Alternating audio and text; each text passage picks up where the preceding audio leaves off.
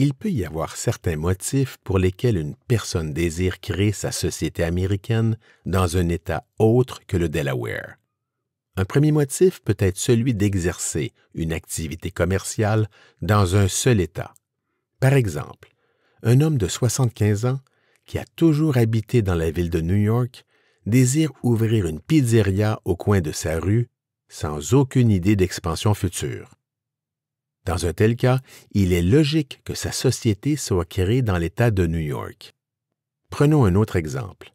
Une personne désire acheter un immeuble en Floride par l'entremise d'une société américaine.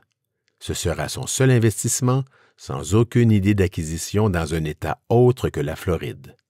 Encore une fois, il est logique que sa société soit créée dans l'État de la Floride.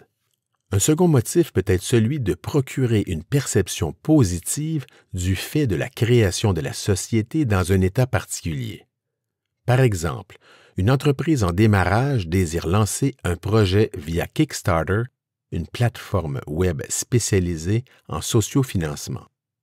Le public visé par le projet est situé majoritairement en Californie.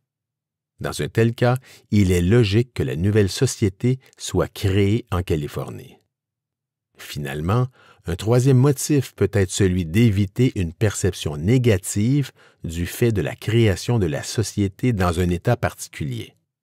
Par exemple, une dame peut vouloir créer sa société dans un État autre que le Delaware, vu que cet État est parfois considéré, à tort, comme un paradis fiscal. Dans un tel cas, cette dame voudra créer sa société américaine dans un État qui, selon elle, attire moins l'attention.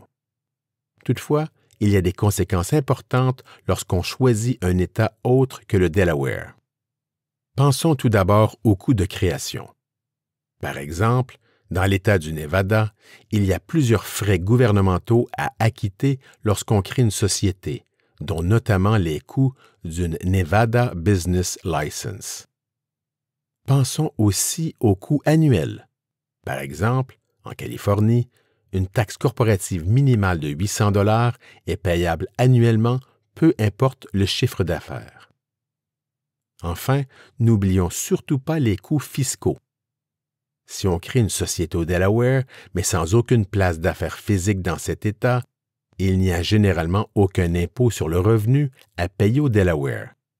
Toutefois, si on crée une société dans n'importe quel autre État américain, les fiscalistes nous enseignent que l'impôt est payable du seul fait de la création dans cet État. Par exemple, dès qu'une corporation est créée dans l'État de New York, elle a l'obligation de produire une déclaration de revenus dans cet État, peu importe le montant de son chiffre d'affaires. Certaines juridictions sont particulièrement populaires. Par exemple, la Floride. Il y a énormément d'activités économiques et immobilières dans cet État du Sud, ce qui attire de nombreux investisseurs étrangers. Pour sa part, la Californie attire invariablement les entrepreneurs du web, de l'informatique et du cinéma.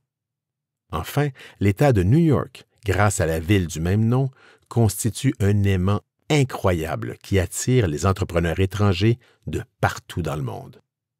D'autre part, certaines juridictions sont particulièrement onéreuses, tant au niveau des coûts de création que des coûts annuels.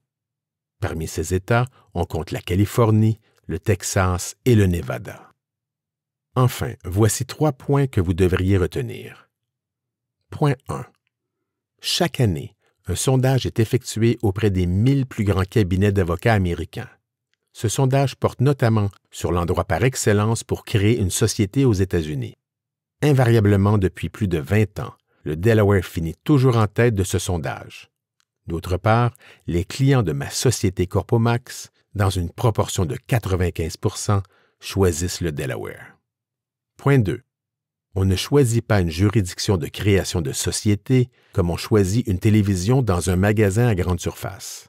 Si vous n'avez pas les connaissances ou la formation requise pour choisir le lieu de création de votre société américaine, je vous recommande fortement de faire appel au service d'un avocat, expert comptable ou fiscaliste américain. Point 3. Lancer une entreprise américaine est une opération sérieuse. La recherche d'informations de qualité doit être tout aussi sérieuse. En d'autres mots, faites attention à ce que vous lisez dans certains blogs publiés par des non-professionnels.